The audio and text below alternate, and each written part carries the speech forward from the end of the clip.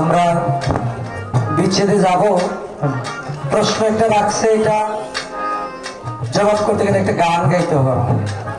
একটা গান করে প্রশ্নের মীমাংসা করে তারপরে আমি বিচ্ছেদে প্রবেশ করবো ইনশাল্লাহ।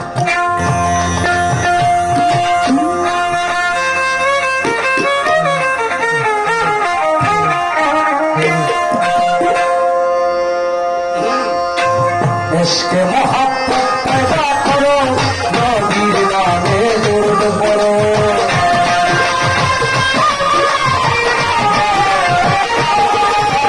इश्क़ मोहब्बत पैदा करो, नबीर नामे दुरूद पढ़ो।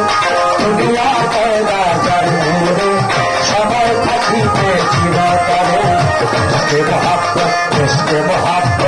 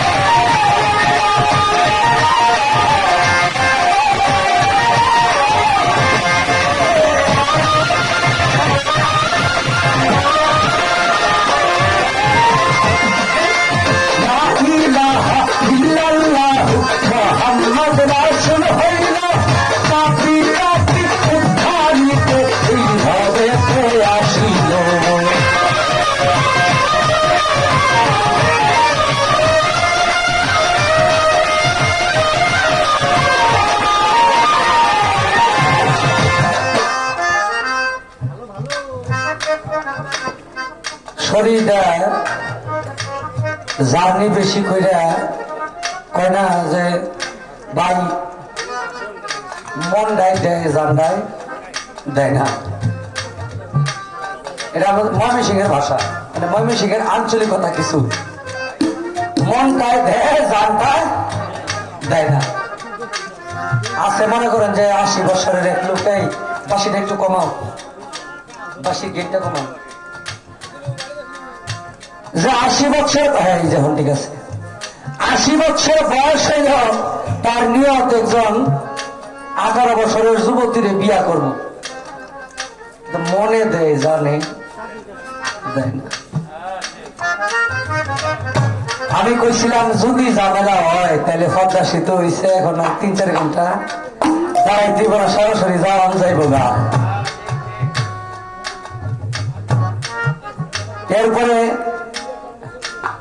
কোন হুজুরে জানি মাংস রাঁধছে তার মায়, ছাত্রর মায়, পরে ওইটা দেখেন। এটা যে করছে যদি আমি শরীয়তের পক্ষ থেকে এটার জবাব দিই তাহলে সে প্রকৃত একজন মুসলমান না। প্রস্তাবের পাত্রে কখনো কাউকে খাবার দিতে পারে না, কোন মানসিক রোগী ছাড়া এটা করা সম্ভব না। আপনার মতো এক ফকির মহিলা এই চৈত মাসা দিন, চৈত মাসে আকাল, দেশে বন্যা টন্যা হইয়া সব ধান জমিন সব শেষ করে আগে। ওই সময় জন্ম নিয়ন্ত্রণের কোন পদ্ধতি আসেন না। ফুলাফান হইতে হইতে 12টা ফুলাফান হইছে। হঠাৎ করে আল্লাহ জামাইটারে নিচে গা, জামাই তো মারা গেছে। 12টা ফুলাফান, ওই এক মহিলা 12টা ফুলাফান 12 বছর হয়ে গেছে গা। এখন এই ফুলাফান রয়ে তো ওই মহিলাই ঠেকছে। এলাকার মধ্যে তাবিজ টুবিজ ব্যস্ত, এখন অভাব আর তাবিজ চলে না। পরে গলার মধ্যে ফাঁস নিয়ে মরবো, কয় আমার দিন 12টা ফুলাফান আল্লাহ আমারে দিছে, জামাইটারে নিচে গা, জামাইটা মারা গেছে। তা আমি এই অভাবের দিনও আমি আর এই ফুলাফানটা খাওয়াইতে না, আমি মরে যাবো, আল্লাহর মাল আল্লাহ দেখবো। ফাঁসলে মরবো, পাহাড়ের মধ্যে উঠছে দড়ি নিয়া। আজরাইল দেখা কয় কিরে তুই এনে কি আইসস? কয় আমার 10-12টা ফুলাফান জামাই গেছে মইরা, অভাবের সংসার এগুলার আমি খাওয়াইতারি না, মহিলা মানুষ ভিক্ষা পাই না, তাবিজ ব্যস্ত মেয়েরা এখন চলে না, এগুলার আল্লাহ দেখবো আমি মরে যাবো। আজরাইল দেখে তোর 2-4 বছরের ভিতরে তার মরণ লেখা নাই, তার নামের কোন লিস্ট তার কাছে নাই। এখন কয় তুই এক কাজ কর, বাড়িতে ফকিরি শুরু করে দেখ। ফকিরি কি করবো, আমার তাবিজ মাইসে কিনে না, দেশ অভাব। তুই গিয়া কইবি আমি মরা যেতা বালা করতে দি। কেমনে? কয় আমি যার মুখের গুড়িত বইমু হেরে তুই যা খাওয়াই দিবি ভালোই দিব, তুই খালি আমার দেখবি, অন্য কেউ আমার দেখবো না, আমি ছদ্মবেশে থাকবো। আর যার পায়ের গুড়িত বমু ওইটা কইবি ওইটা 2 দিনের ভিতরে মারা যাবো, যা খাওয়ানির খাওয়াই দিত। বাড়িতে কয় আমি মরা যেতা ভালা করতারি। এক রুগী সদর হাসপাতাল ঘুরাই নিছে, ওইটা নিয়ে কান্নাকাটি, ওইটাই ফকিরের কাছে নিয়ে গেছে। নিয়ে গেলে এখন ফকির তৈল দেখে ওই বাবাই হইলো বইছে মুখটার মধ্যে, কহা এটা তো ভালো হয়েছে বোকা, এইটু ফোফা দিয়া কেয়ারফু দিছে, কয়দিন পরে ভালো হয়েছে, তোর হায়াত আছে। আর একটা নিয়ে আইছে, হো আনে নে, দেখে ওটা ফাওয়ার গুড়িত বয়া, কয় ফাওয়ার গুড়িত যারে দিহি হে না বাসে না, কইটারে কি টেনশন 2 দিনের ভিতরে মরে যাবো। এমনি এলাকার তো বিশাল নাম, যারে কয় হে মরে যা, যারে কয় হে বাচ্চা যায়, কিরম ফকিরিটা শুরু করছে। কয় নামাজ দা পড়িস, অর্থ সম্পদের মালিক না হইয়া পোলাফান এক একটারে বড় বড় জায়গার মধ্যে রাখছে, শিক্ষিত হয়ে জায়গা। আরেকদিন হইলো ওই হিসাব বাবা হইলো তার ভাবের গুড়িতে বলিস, কয় বাবা আপনি কি এতেছেন, আপনি তো রুগীর ভাবের মুখে থাকার কথা। কয় আমি আইছি, আমি যার ভাবের গুড়িত বই উদ্দেশ্য তো একটা আছেই, অন করছে কি বালিশ না ভিতান ওই দিকতে দক্ষিণ দিক আছে, উত্তর দিক নিছে নিয়ে বালিশ ঘুরাইছে। পরে আমার ঘুরাই দেয় আবার ওই ঘুরে ভাবের গুড়ি, যেদিকেই যায় ভাব ওই দিকেই বাবাই যায় বয়ে যায়। এখন ফোলাফানে জিগাইতেছে, আম্মা কি হয়েছে তোমার? হ্যাঁ কথা কইস না, আজরাইলে লাগুর পাইছে বালিশ ঘুরে যত বাসন দা। ঠিক আছে ঠিক আছে। ভালো ইনকাম তো এখন বর্তমানে ফকির করতে ইনকাম ভালো মোসা ভাগনে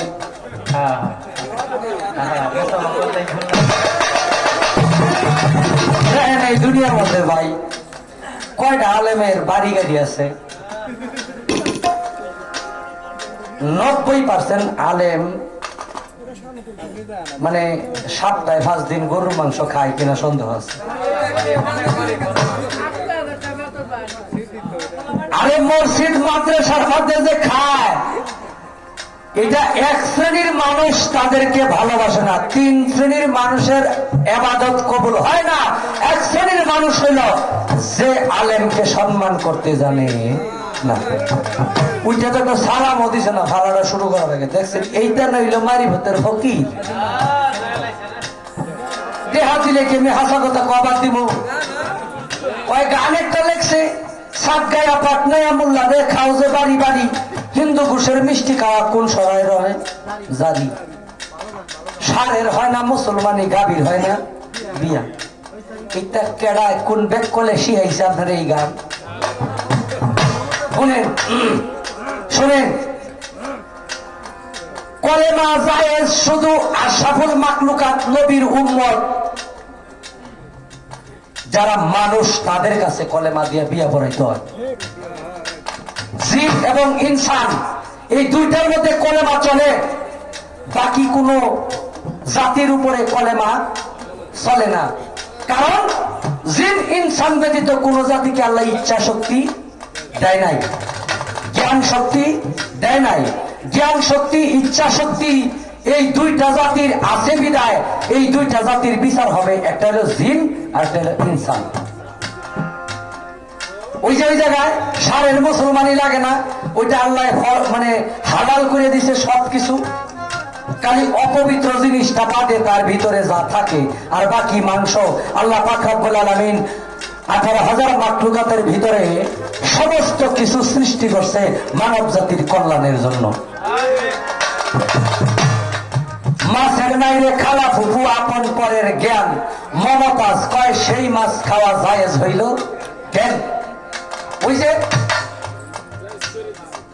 আল্লাহরে মারার জন্য খোদা দাবি করছেন ফেরাউনে,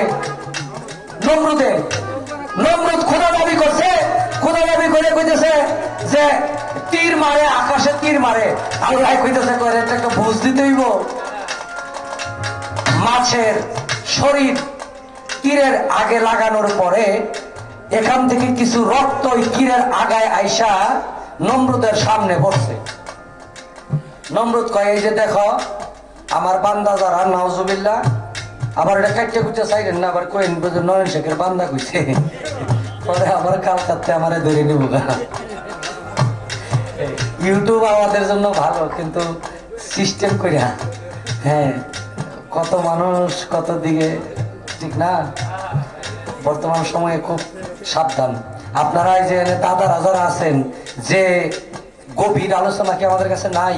আছে, করা যাবে না। ওই যে এক একটা বন্দুকের নলের সামনে দাঁড়ায় কথা বলতেছি, এগুলো তো ক্যামেরা না, এক একটা বন্দুকের নল উল্টা পাল্টা হইব মানে গুলি এখন লাগতো না, কালকেই লাগবো, ঠিক নেই? তবে আপনাদেরকে দোয়া করি, আপনারা আমাদেরকে প্রচার করেন, আপনাদের উপরে আল্লাহর রহমত থাকুক।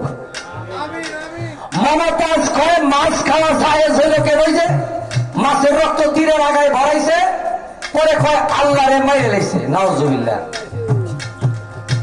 সবাইরে বুঝাইলো, মাছ ফরিয়াদ করে আল্লাহ তুমি যে আমার এই কাজে লাগাইলা আমারে কি দিবা? তোমারে আমি এই দিলাম, তুমি এমন একটা প্রাণী, তুমি মইরা পয়সা গেলে আমার আদমে তোমারে খাইব। যেটা মাছও খায় কাইটিয়া রাইন্দা, মরাটাও কাইটিয়া রাইন্দা খায়, আবার যেটা পয়সা যায় লেবু পাতা দিয়া মুসি রান্ধে, মুড়িখণ্ড কয় আমগর মামি সিংহে কয় মুসি বা মুড়িখণ্ড, ওইটাই হ্যাঁ লাভরা। দেখেন পারে ওইটা দিল। আর ওই যে মিষ্টি, হিন্দু ঘুষের মিষ্টি নাই, কাল যে তিনি ব্যবসা করে, কিও তিনি ব্যবসা করে, আমি হালাল টাকা দিয়ে কিনে তারপরে আমি এই রিজিক খাই, এটা হালাল রাখলাম।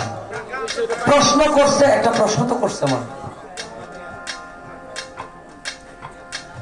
প্রশ্ন করছে আমার হুজুর পাক সাল্লাল্লাহু আলাইহি সাল্লাম অনেক ইহুদির বাড়িতে বেদিনের বাড়িতে দাওয়াত দিতে গেলেন, ইসলামের দাওয়াত দিলেন, কিন্তু দুইজন ব্যক্তির বাড়িতে গেলেন না, এটার কারণ কি? এটার মূল হাকিকত কি? আব্দুল্লাহ ইবনে উবাই নামে একজন ছিলেন, তিনি সমস্ত কাফেরদের সরদার ছিলেন।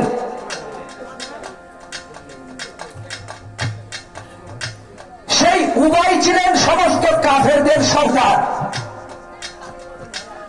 তিনি শুধু কাফেরদের সরদার ছিলেন না, প্রকাশ্যে মুসলমানদের শত্রু ছিলেন, ইসলামের শত্রু ছিলেন, এবং পৃথিবীর মধ্যে শ্রেষ্ঠ মুনাফিক ছিলেন। কেমনে? তিনি মুসলমানদের সাথে মিশা মুসলমানদের ঈমান হরণ করার জন্য ভিতরে থাকতো তার এক উদ্দেশ্য, মুখে বলতো আমি তোমাদের সাথে আছি। এই জায়গায় আমার হুজুর পাক সাল্লাল্লাহু আলাইহি ওয়াসাল্লাম বলেছেন তাকে উদ্দেশ্য করে যে তোমরা শুনে রাখো আমার উম্মতগণ, কাফেরের চাইতে মুনাফিক নিকৃষ্ট। কাফেরের চাইতে মুনাফিক নিকৃষ্ট, কারণ কাফের সংশোধন হওয়ার সম্ভাবনা আছে, মুনাফিক কখনো সংশোধন হয় না। রাখলাম, আর প্রশ্নের প্রয়োজন নাই, আমরা গানে চলে যাব, কারণ সময় আমরা দুইটা